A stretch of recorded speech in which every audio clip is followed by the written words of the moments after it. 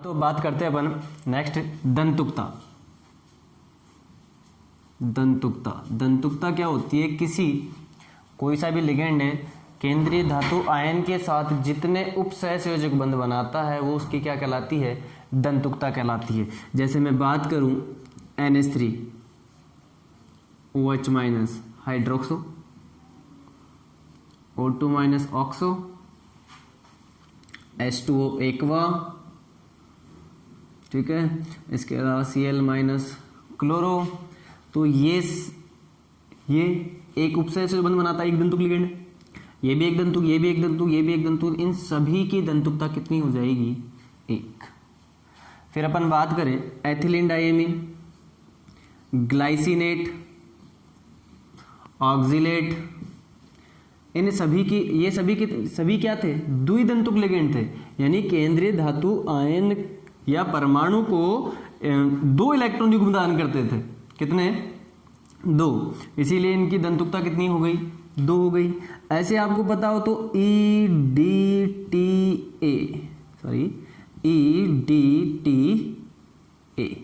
Ethylene diamine tetra acetate पे power -4 षष्ठ दंतुक ligand. यानी कि ये 6 उपसहसंयोजक बंध बनाएगा किसके साथ? केंद्रीय धातु परमाणु या आयन के साथ। तो दंतुकता की परिभाषा क्या हो जाएगी कि लिगेंड के दाता परमाणुओं द्वारा केंद्रीय धातु आयन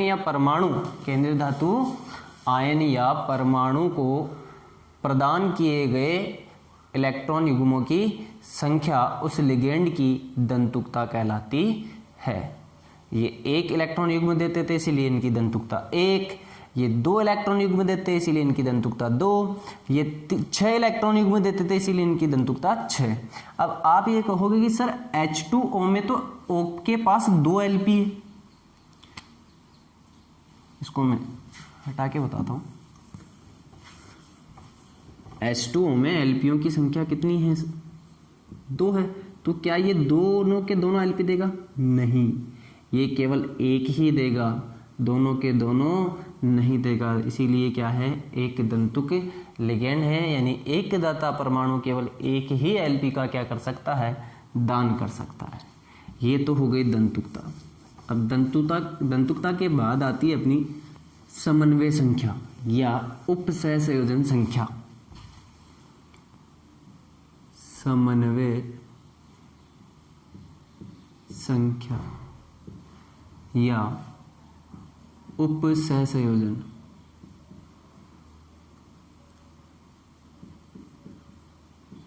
संख्या।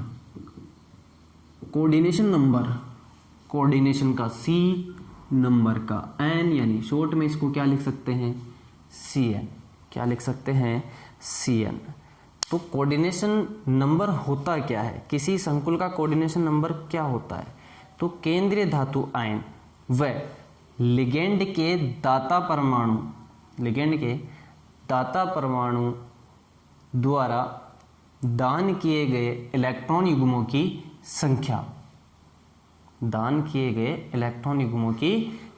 को समन्वय संख्या या उपसहसंयोजन संख्या कहते हैं।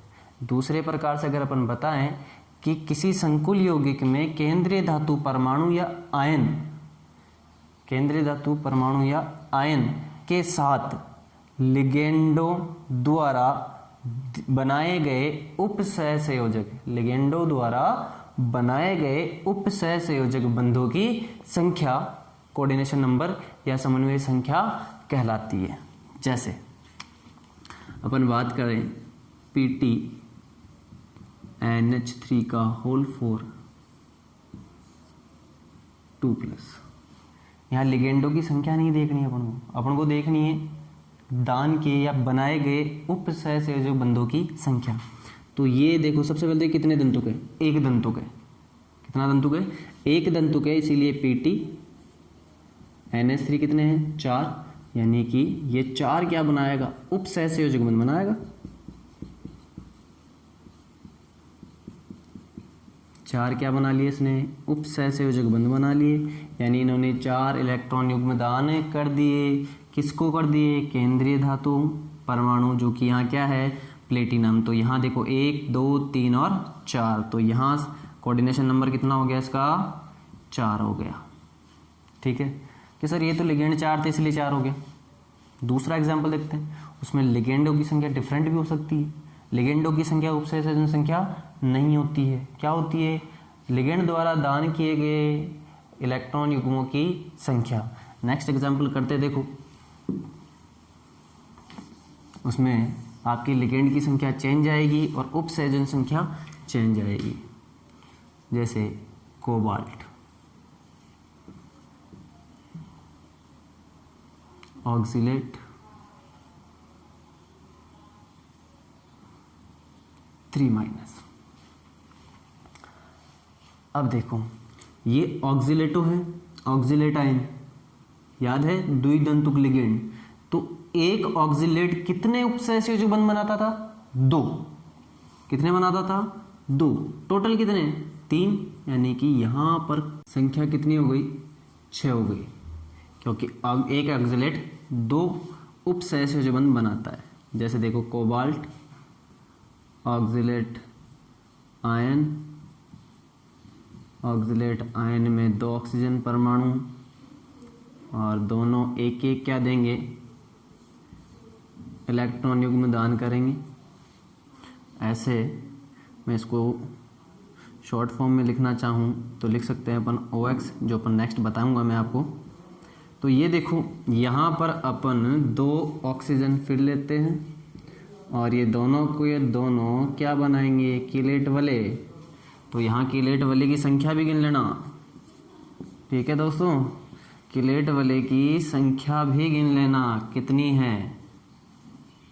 1 वाले, 2 और 3, और इस पूरे को कैपिटल ब्रैकेट में बंद करें 3+। तो एक लिगेंड कितने बना रहा है? 2 उपसहसयोजी बंध। तो 1 2 3 4 5 6, यानी total number of coordination bond that is called then coordination number, यानी कुल उपसहसयोजी बंधों की संख्या उस संकुल यौगिक की समन्वय संख्या कहलाती है। और इसी को ही अपन छोटे रूप में व्यक्त करना चाहें तो ये कोबाल्ट हो गया, इसका शॉर्ट फॉर्म होता है OX।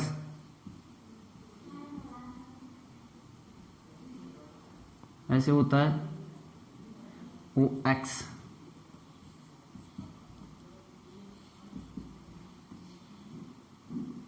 तो ये हो जाएगा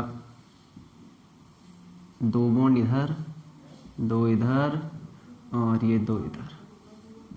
टोटल कितने हो गए? 6 उपसहसयोजी बंध हो गए, तो समन्वय संख्या हो गई 6। यानी कि लिगेंडों की संख्या क्या नहीं कहलाती? समन्वय संख्या नहीं कहलाती। नेक्स्ट एग्जांपल करें।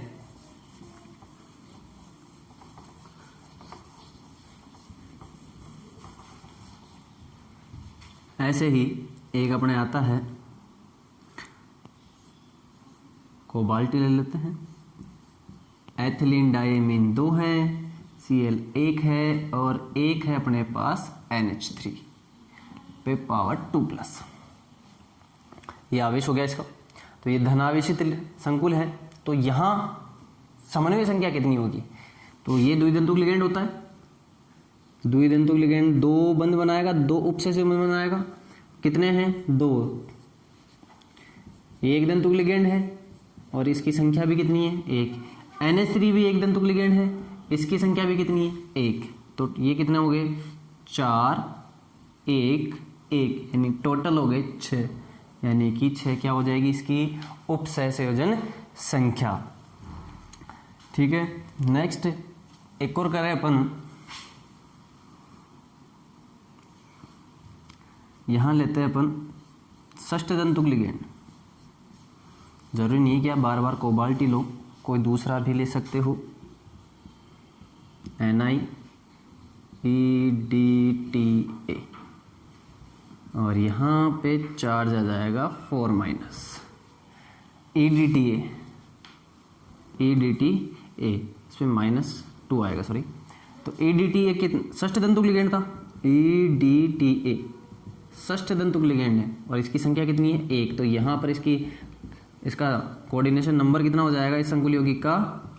6 हो जाएगा। तो ये समझ में आया कोऑर्डिनेशन नंबर। अब इसके नेक्स्ट लेक्चर में अपन बात करेंगे IUPAC संकुल यौगिकों के IUPAC नामकरण की।